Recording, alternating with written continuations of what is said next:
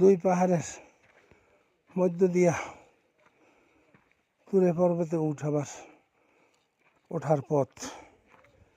এই পথ আল্লাহ কিভাবে সৃষ্টি করে দিল, দুই পাহাড় ভাগ মধ্যে দিয়া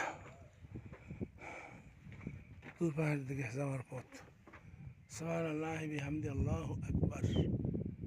আল্লাহ তুমি গাফুরুর রহিম মাবুদ, তোমার কাছে কোটি কোটি শুকরিয়া আদায় করি মাবুদ, তোমার নির্দেশনগুলি দেখার মতো যে তৌফিক দিয়েছ, তোমার কাছে শুকরিয়া আদায় করি। আলহামদুলিল্লাহ।